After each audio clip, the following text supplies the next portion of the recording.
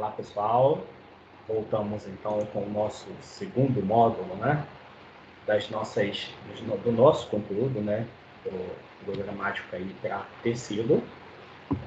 Como já foi informado, né, para vocês no início do semestre, o nosso planejamento aí para o segundo módulo vai ser justamente discutir algumas características aí relacionadas com o sistema respiratório, né?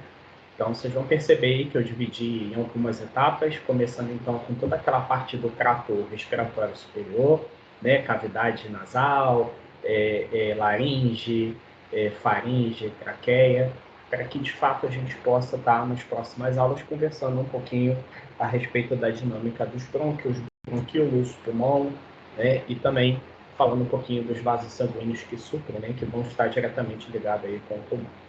Ok? Compartilhar aqui com vocês para a gente começar.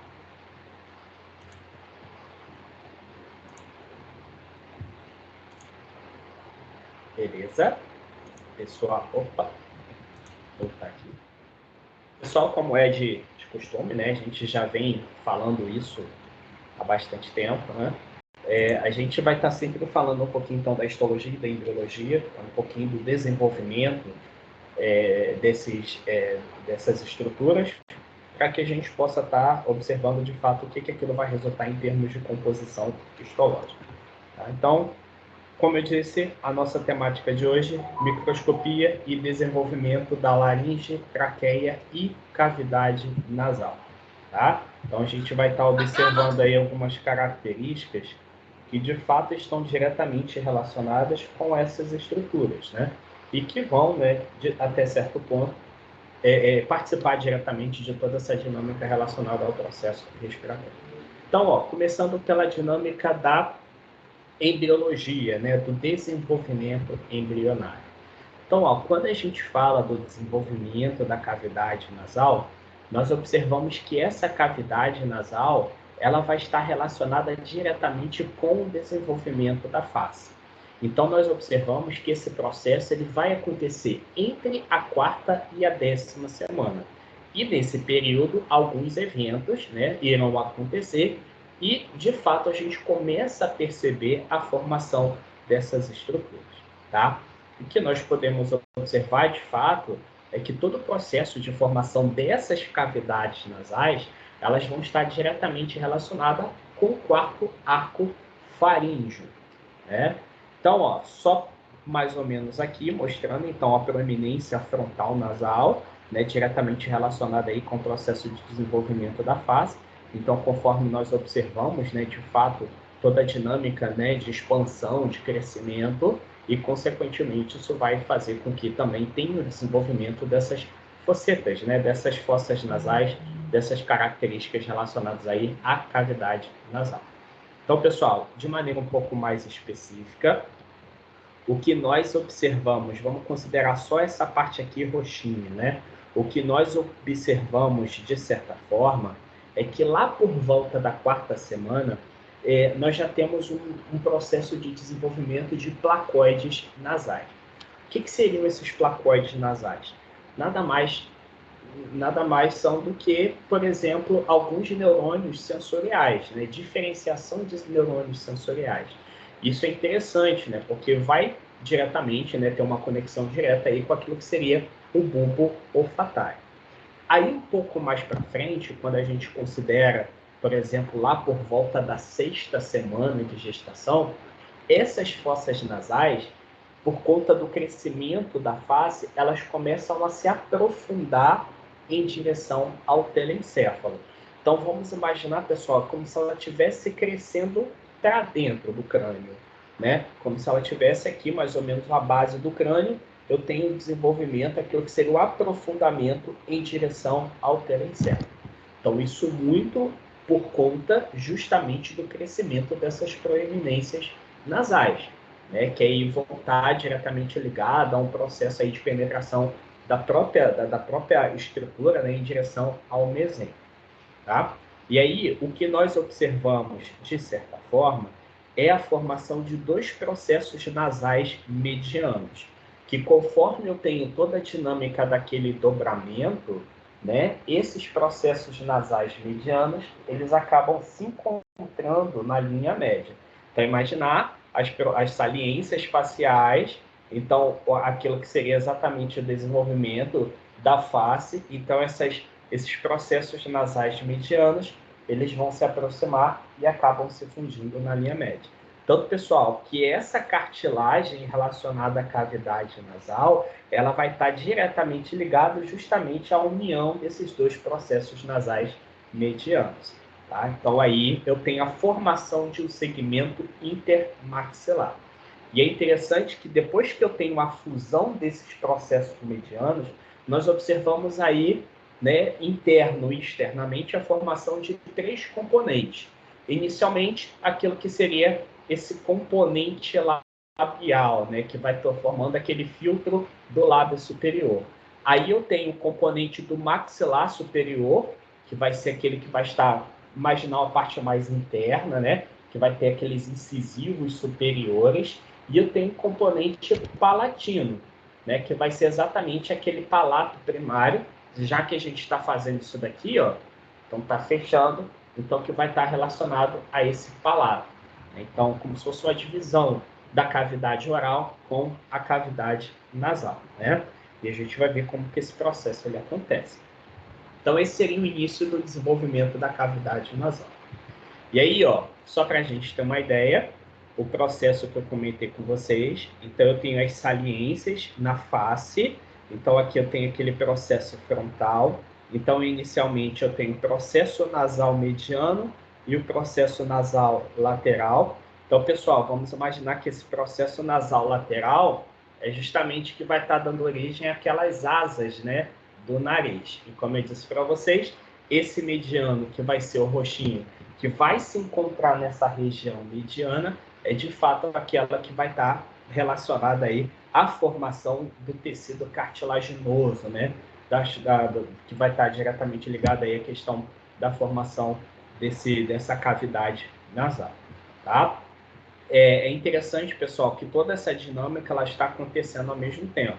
Então, percebam que quando a gente tem aquela dinâmica de você ter o giro, né, que a gente fala, do próprio embrião, então as saliências nasais, as saliências que são correspondentes, por exemplo, aos olhos, então essas saliências dos olhos, elas estão mais ou menos na mesma linha, depois elas vão assumir uma região, né, uma posição um pouco mais superior.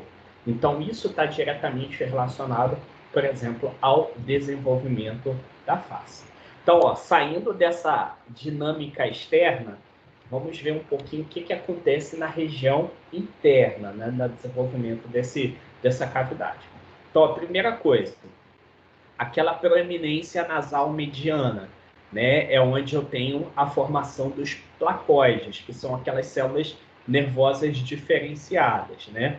Então, o que nós observamos, aquele iniciozinho, né, do processo, que vai ser a invaginação, né? Então, a gente observa aqui por volta aí da 6ª semana, então a gente ainda tem aquilo que seria uma separação da cavidade oral com uma cavidade oronasal, né? Então, aí a gente tem, de fato, essa membrana oronasal que ainda tem essa divisão. Conforme eu tenho a expansão dessa cavidade, o aumento, o que vai acontecer é que essa membrana oronasal ela acaba se rompendo. E eu tenho uma espécie, né, de cona primária, que acaba sendo aquela intercomunicação entre a cavidade nasal e a cavidade oral. Só, pessoal, que aí, de certa forma, com o passar do tempo, lembra que eu tenho aquela dinâmica de você ter a formação de 3 componentes, né? E aqui na letra D, ó, nós observamos o início do processo da palatogênese. Eu rompo inicialmente aquela membrana oronasal, que separava a cavidade oral da cavidade nasal, para que, de fato, lá por volta da 5ª semana até a 12ª, eu tenha aquela dinâmica da palatogênese, para poder estar formando um palato secundário. Palato primário formou no encontro das proeminências nasais e o secundário a partir da 5ª semana devido à dinâmica da palatogênese. Tá? E aí, pessoal, é interessante que aonde eu tinha todo aquele epitélio diferenciado, aqueles placoides diferenciados, eles começam a se transformar numa espécie de um epitélio olfativo, que a gente vai observar que seriam neurônios bipolares, né? Então, essas células começam a formar neurônios bipolares, que de fato formam todo aquele bulbo olfativo que vai ser responsável pela dinâmica do olfato, né? Então, aqui, já conhecendo um pouquinho dessa dinâmica, quando a gente fala da cavidade interna dessa cavidade nasal. Ok? E aí, pessoal, descendo, nós temos de fato ali a formação da faringe, que vai estar correspondente, por exemplo, a toda aquela dinâmica da própria formação do esôfago, né? Então, tem características bem próximas, a gente vai ver quando for falar da parte da histologia. Mas o que acaba sendo interessante seria exatamente na dinâmica da formação da traqueia e da laringe. O que acontece? A gente já chegou a conversar a respeito disso lá no módulo passado, no período passado, quando nós falamos do sistema digestório. Lá por volta da 4ª semana, na dinâmica daquele tubo digestório, né, a gente observa aqui na parte ventral desse tubo digestório, então aqui, ó, eu tenho tubo digestório. Então, na parte frontal, começa a formar uma espécie de um divertículo, como se fosse um broto. E esse broto é o que a gente identifica como broto pulmonar. Então, é uma espécie de uma protuberância da parede ventral daquele tubo digestório, daquele intestino anterior, né? Então, inicialmente, vamos imaginar que fica como se fosse um binóculozinho, né? Então, aqui eu tenho intestino anterior e aqui eu tenho aquilo que seria o broto pulmonar, que a princípio eles ficam abertos, né? Então, à medida que eu tenho a expansão desse divertículo, então eu tenho ali o crescimento do intestino anterior, que vai dar origem ao esôfago dessa estrutura, e na parte frontal, aquilo que seria o desenvolvimento desse broto pulmonar. Então, aí eu tenho a formação das pregas longitudinais, que a gente identifica como as pregas traqueoesofágicas. Então, aí eles fecham para que, de fato, possa estar separando a parte respiratória da parte intestinal, né? Então, aí a gente tem a dinâmica de formação tanto do trato respiratório quanto do trato digestório. E aí, pessoal, por que eu estou contando isso, né? Porque, de fato, quando nós falamos a respeito do desenvolvimento desse broto pulmonar, é onde surge a laringe, tá? Então, percebam que a laringe ela vai estar surgindo próximo ao 4º, né, e 6º arco, né, que a gente acaba observando, né, dos arcos braquiais. Então, a gente inicialmente tem aquilo que seria a formação de uma tumefação, que vai dar origem à dinâmica da epiglote, e aí a formação de um orifício, que faz a intercomunicação exatamente com a parte respiratória. Então, o que a gente observa é o seguinte, que o segmento cranial desse divertículo, né, respiratório, que a gente fala que seria um divertículo laringotraqueal, é o que vai estar dando origem exatamente à laringe, tá? Então, a gente observa que toda a dinâmica do revestimento interno da laringe é de origem endodérmica, assim como do tubo digestório. Visto que, se eu tenho um divertículo formado a partir desse intestino anterior, então as características histológicas inicialmente acabam sendo a mesma, tá? Então, o que nós observamos ali, que por volta do 4º e do 6º arco, é onde de fato a gente tem a formação, né, dessa estrutura, e é interessante que vai ser justamente por ali onde eu tenho também a formação dos músculos e da cartilagem, que acaba formando, por exemplo, a laringe, tá? Então, laringe, porção cranial do divertículo laringotraqueal, né, desse broto respiratório, tá? Só mais uma fotinha para poder estar mostrando como que acontece a dinâmica da formação. Então, inicialmente, eu tenho uma espécie de um suco laringotraqueal, que vai ser exatamente lá por volta da 4ª semana, apenas o orifício, né, que a gente fala na forma de fenda.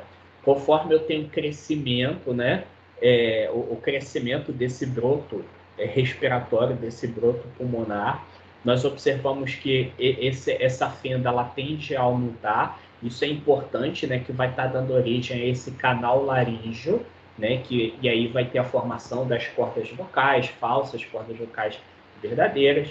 E aí, quando eu chego na 10ª semana, a gente já tem toda aquela dinâmica do orifício traqueal numa forma como se fosse uma letra T, né? E aí o movimento dessas pregas acaba sendo importante, né? Que a gente observa de fato aí na questão até mesmo da fala. Então aí quando eu falo, né, que a questão das cordas vocais, então vai ser exatamente aqui mais ou menos nessa vocalização, ok? Já com relação à traqueia, aí a gente volta naquele conceito, né, de divertículo pulmonar que vai ser formado na região frontal do tubo digestório. Então, o que acontece? Uma espécie de um alongamento, e o alongamento desse divertículo é que, de fato, vai estar dando origem à traqueia.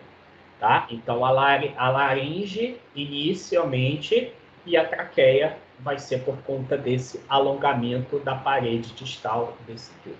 Tá? Então, pessoal, assim como na laringe, a origem da traqueia também vai ser um revestimento endodérmico, só que na forma de epitélio e de glândulas traqueais, que a gente fala que seria o epitélio respiratório, né? Então, daqui a pouco a gente vai falar um pouquinho a respeito.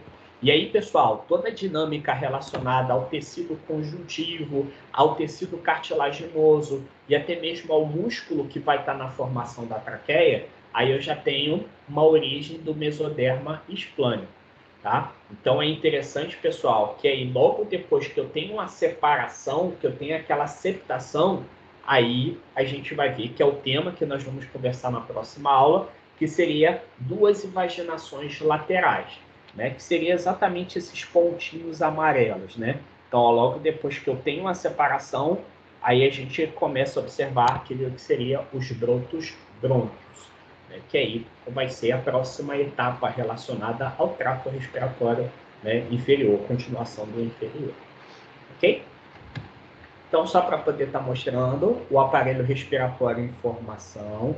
Então, inicialmente, aí aquilo que seria esse suco ventral, esse divertículo ventral. Aí a gente tem uma espécie de um aprofundamento, né, que vai estar dando origem, por exemplo, à dinâmica da laringe, que vai ser essa região cranial desse canal laringotraqueal, e toda a dinâmica do seu alongamento, que de fato vai estar dando origem à traqueia.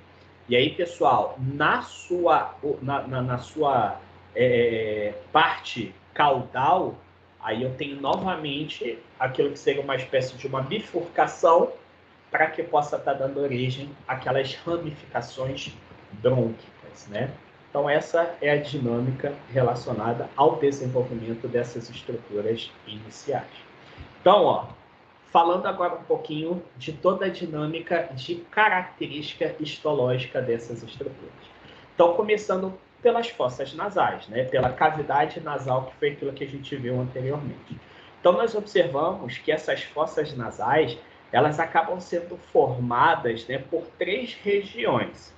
Eu tenho inicialmente o vestíbulo nasal, que seria essa parede, né, por exemplo, das narinas, né, que a gente fala que seria a porção anterior e mais dilatada das fossas nasais. Então, pessoal, toda essa parte aqui, ela é formada por um tecido epitelial estratificado pavimentoso, tá? E aí tem a sua lâmina própria, tecido conjuntivo. Então, a lâmina própria, tecido conjuntivo, é igual ao da derme. É como se fosse um revestimento externo e um revestimento interno. Então, eles vão se encontrar, né, formando a derme. E aí a gente sabe que aqui nessa parte central, a gente teria, dividindo, né, as duas faces do vestíbulo, eu tenho aquilo que seria, de fato, um tecido cartilaginoso. Também formado por um tecido estratificado, pavimentoso, né? E aí, dos dois lados, sendo uma linha relacionada a um tecido cartilaginoso. Aí, pessoal, toda essa dinâmica interna aqui, ela seria equivalente à área respiratória. Então, a área respiratória, ela é a maior parte da cavidade nasal, tá? E aqui é onde a gente já começa a observar uma mudança na característica do tecido. Ele deixa de ser um tecido estratificado pavimentoso e começa a formar uma espécie de um tecido pseudo-estratificado colunar ciliado, tá? E aí, pessoal, na área respiratória, nós já observamos a presença de células caliciformes. Então, são células que vão liberar muco na superfície. Por isso que a gente fala que seria uma superfície, uma mucosa, por conta das caliciformes que acabam sendo responsáveis por estar liberando exatamente esse tipo de substância. E aí, ali nessa parte, já na lâmina própria, a gente já começa a observar, por exemplo, algumas glândulas. Glândulas serosas, glândulas mucosas, todas elas ajudando naquela dinâmica de lubrificação da mucosa nasal. Tá? E aí, pessoal, uma terceira região, que seria essa partezinha aqui de cima, né? Aqueles placoides, aquelas células epiteliais diferenciadas, é onde nós identificamos como a área olfativa. Então, área olfativa localizada na parte superior das fossas nasais, formada então por neurônios bipolares, né, que contém então que são aqueles quimiorreceptores da olfatação, né, olfação, desculpa, e aí a gente observa toda a dinâmica de sensibilidade, ligando ao nervo olfativo, né, o nervo que vai ser os axônios desses neurônios bipolares, que vão estar levando aí até o sistema nervoso central.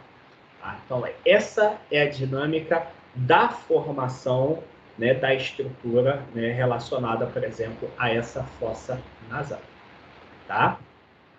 Ó, só mostrando para vocês como que seria a característica do vestíbulo, uma região de de tecido epitelial, né, pavimentoso estratificado, aí com a sua lâmina própria e aí toda a dinâmica de tecido conjuntivo na sua estruturação, tá? Aí, pessoal, aqui a gente já está falando, por exemplo, desse osso da face, né? Então, que a gente está falando, por exemplo, dessa cavidade interna, que vai estar relacionado, vamos botar essa partezinha aqui, né?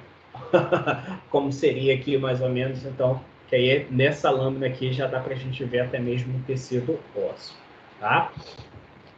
Agora falando da área respiratória, né? Então, toda a cavidade interna das fossas nasais. Então, aqui ficou uma lâmina um pouco mais distante. Quando a gente for fazer a nossa conta, tem lâminas mais próximas para a gente poder observar. Então, que vai ser revestida por um epitélio pseudoestratificado ciliado, que a gente define como um epitélio respiratório, também com tecido, né, conjuntivo na sua lâmina própria, e só lembrando aquela dinâmica, né, que vai ser mucoceroso, né? Então, glândulas seromucosas. Então, glândulas serosas e mucosas já presentes aqui nessa região, tá? E aí, pessoal, com relação à parte olfativa, né? Então, aquele teto da cavidade nasal, então, é uma estrutura especializada, né? Com neurônios, né? Com o neuroepitélio, né? Que a gente fala de neurônios que vão ser responsáveis exatamente por toda essa dinâmica relacionada a um processo de sensação, né, de excitação química para que possa estar sentindo, né, o cheiro do cheiro, né, das substâncias químicas que acabam entrando em contato com as nossas fossas nasais. E aí, pessoal, eu botei uma ilustração que fica mais fácil da gente entender, né? Então, mostrando aqui toda a estrutura, nós temos 3 células fundamentais aqui nesse epitélio olfativo. A primeira delas seriam essas células de sustentação, que são células primáticas ciliadas, né, que acabam cobrindo, né, toda a parte do epitélio. Nós temos essas células menores, que são células basais, arredondadas, que são conhecidas, né, como células stem cells, né, que são células-tronco do próprio epitélio olfativo. E eu tenho essas amarelinhas, que seriam exatamente as células olfativas, né, olfatórias, desculpa. Então, foi aquilo que eu falei com vocês. São neurônios bipolares, né, que vão se distinguir das demais células justamente porque na sua região superior, na sua região basal, né? Vamos imaginar que ela tem como se fosse dendritos, né? Que vão estar para a parte interna da cavidade nasal, como se fossem uns cíliozinhos assim, então que vão ser responsáveis para poder estar, de certa forma, expondo seus quimiorreceptores para que possa ser excitados por aquelas substâncias odoríferas, né? Então vamos imaginar, pessoal, que essa partezinha azul seria aquela parte olfativa, né? Aquele epitélio olfatório que vai estar voltado então para a cavidade nasal.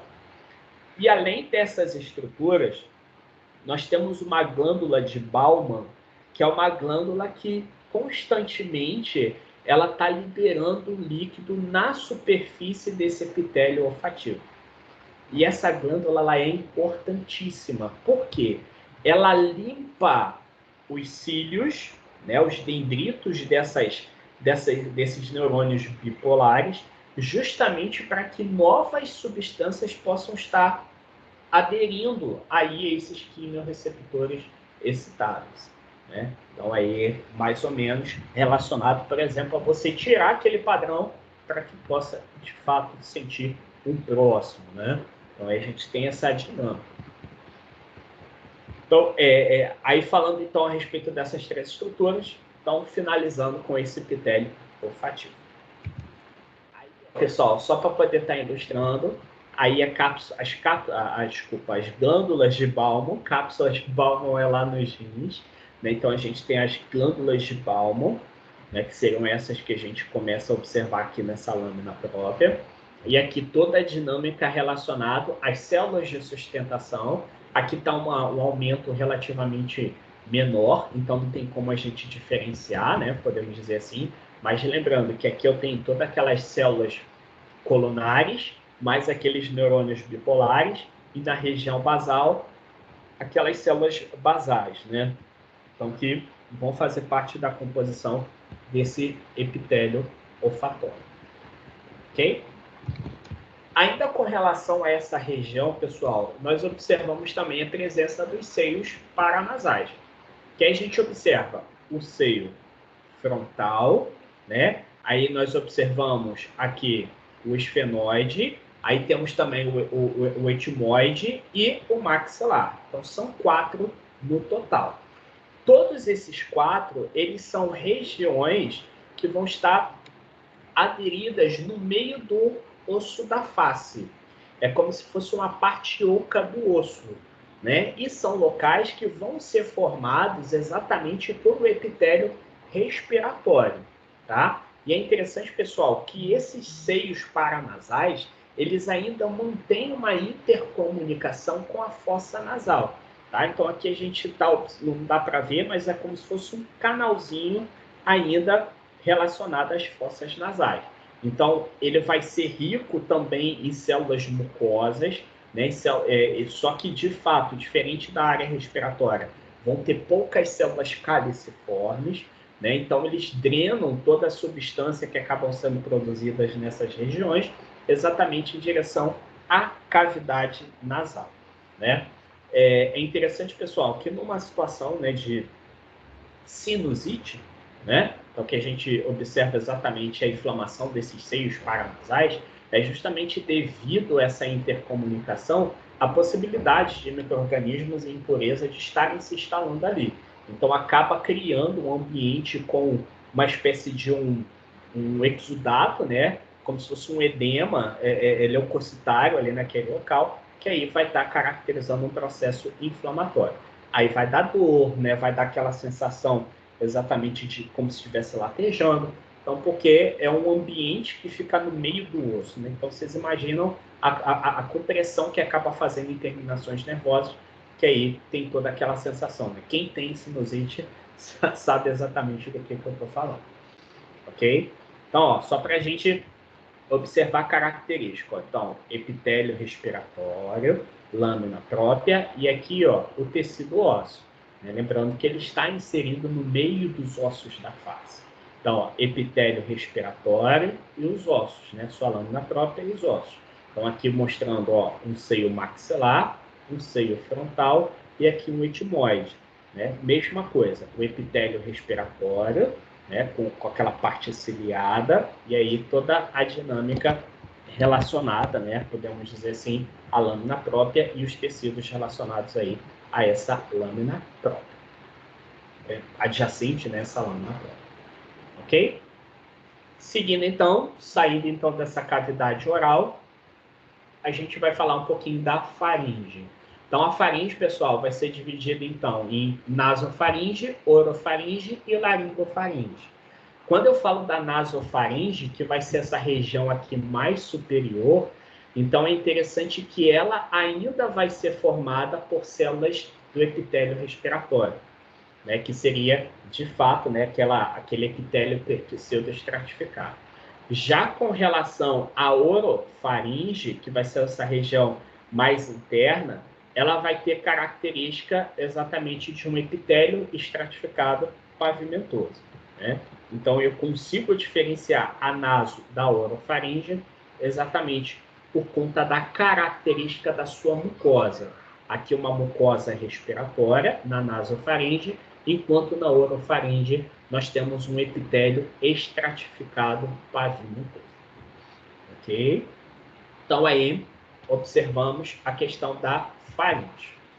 Já com relação à a laringe, vamos imaginar que acaba sendo um tubo irregular, né? Então, que é de transição da da faringe com a traqueia. Né? Então, é aquela região cranial daquele divertículo pulmonar que acabam sendo desenvolvendo durante o processo, né, do desenvolvimento embrionário. Tá? Então, por conta disso, como ele é transicional, o seu revestimento epitelial ele acaba não sendo uniforme. Então, a gente vai encontrar tanto na dinâmica de um pseudoestratificado, de um estratificado pavimentoso, como de um pseudoestratificado que seria do epitélio respiratório. E é interessante, pessoal, que esses cílios do respiratório, eles sempre batem para fora, ou seja, em direção à faringe. Isso é importante, porque ele evita que impurezas possam estar caindo aí no trato respiratório inferior. Tá? Agora, com relação à composição histológica, nós vamos observar também peças cartilaginosas irregulares, um tecido conjuntivo ali na lâmina própria, que a gente fala que seria fibroelástico, então ele é rico em fibras elásticas. Eu tenho também uma lâmina própria que assim como nós observamos no tecido respiratório, lá na área, na cavidade nasal, também vai ser formada por glândulas mistas, serosas e mucosas, né? E aí a gente começa a ter a diferenciação, né? Que aí a gente vê uma característica nas cordas vocais verdadeiras e nas cordas vocais, né, que são consideradas falsas, né? Podemos dizer assim. Então, que aí a gente, de fato, observa que não tem uma submucosa exatamente definida com relação à laringe. Já com relação à parte do músculo que vai formar essa estrutura, eu tenho dois conjuntos de músculo estriado esquelético. Um vai ser um músculo que a gente fala que é um músculo extrínseco, que vai ser relacionado, por exemplo, à dinâmica da deglutição. Então, quem lembra lá no sistema digestório, quando a gente falou da porção superior do esôfago, que a gente ainda tinha um músculo estriado esquelético. E aí eu tenho um músculo intrínseco, que vai estar relacionado, por exemplo, à formação das cordas vocais. Tá? Então, essa seria a composição histológica, né, relacionada à laringe. Ok? Então, ó, uma fotinha um pouco maior, né, relacionada à laringe. Percebam as peças cartilaginosas incompletas. Outra característica interessante, a questão do padrão irregular de tecido epitelial. Eu tenho um respiratório, aí quando chega nas cordas vocais, né, ela começa a ficar estratificado.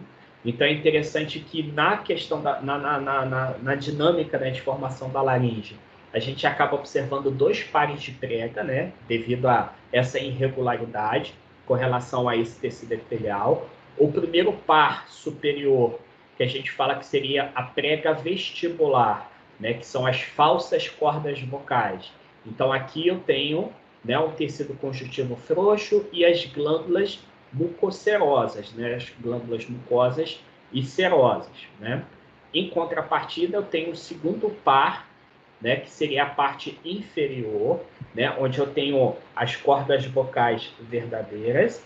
Então, nessa região, toda a parte de tecido conjuntivo, ele vai ser formado por grande quantidade de fibras elásticas, né, e aonde eu tenho aquilo que seria o músculo intrínseco, que seria o músculo intrínseco da laringe, que é aquele músculo estriado esquelético.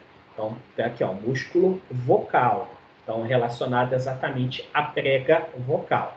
Prega vestibular, falsa cordas vocais, e a prega vocal, onde são as cordas vocais verdadeiras.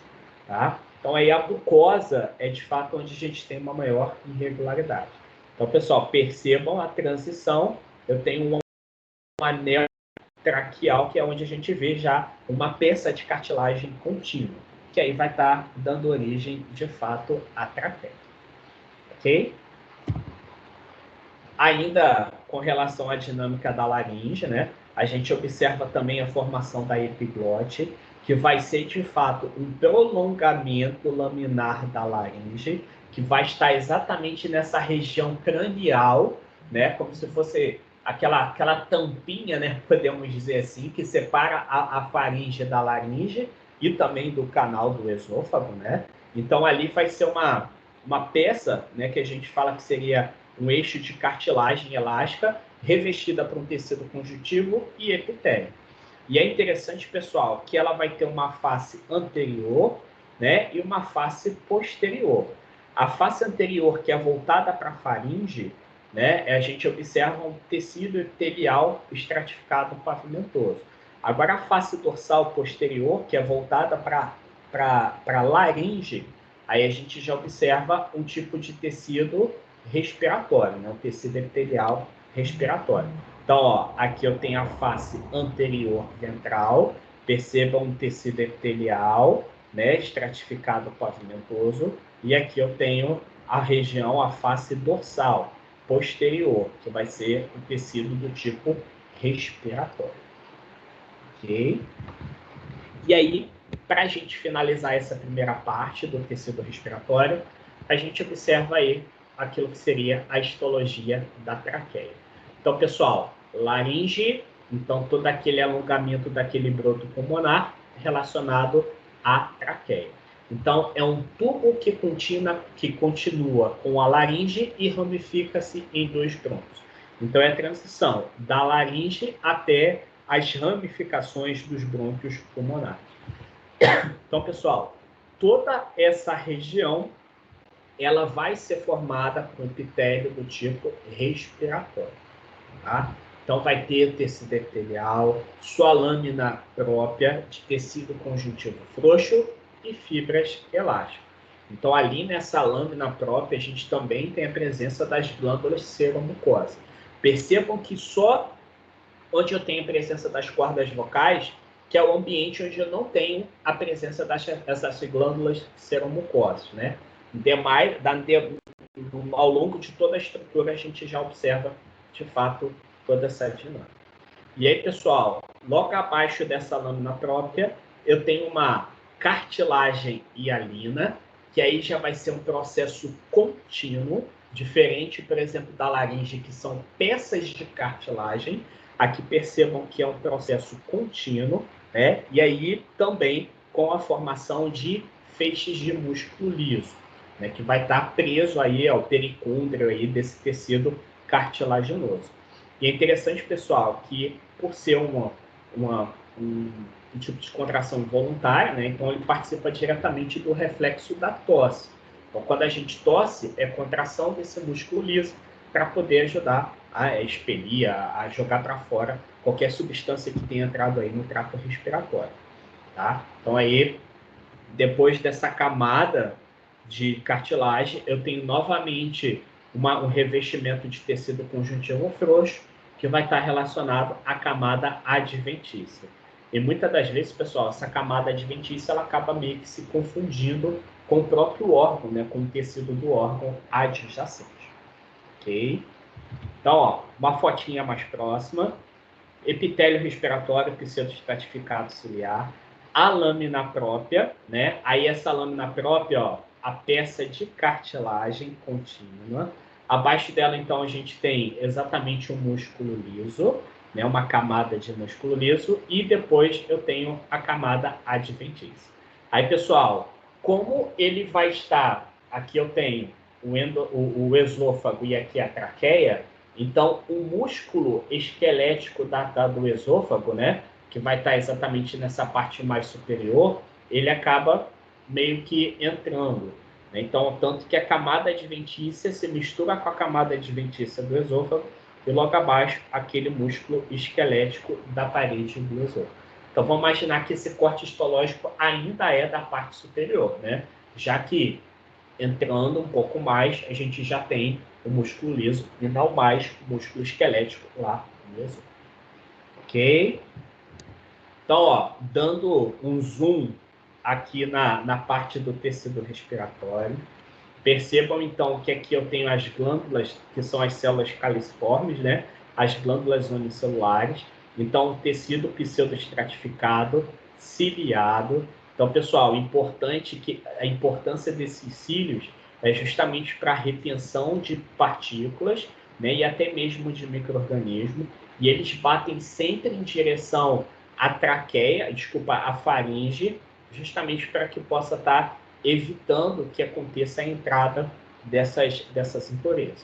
Isso é importante, pessoal, que, por exemplo, num fumante, os compostos químicos, né, relacionados ao cigarro, eles acabam mudando a característica dessa mucosa, principalmente com relação à perda de toda essa dinâmica ciliar, o que, de fato, faz com que toda essa dinâmica de remoção de partículas e também de micro-organismos ele seja comprometida. Ok? Fotinha final para poder mostrar para vocês epitélio respiratório, lâmina própria com as glândulas seromucosas, e aí a gente tem toda a dinâmica do tecido cartilaginoso, né? Então, que a gente tem aquilo que seria a traqueia. Novamente, epitélio respiratório, glândulas seromucosas, e aí eu tenho a cartilagem, e logo aqui embaixo nós observamos exatamente um tecido muscular liso. Agora um aumento maior, tecido respiratório pseudoestratificado, e aí a lâmina própria. Então, pessoal, só lembrando, né, que nesse tecido conjuntivo é onde a gente observa aí os vasos sanguíneos, as terminações nervosas, né, que vão estar diretamente ligados à lâmina própria. Ok? Certinho? Beleza, pessoal? Depois a gente volta, então, para discutir um pouquinho a respeito do acônito. Até a próxima!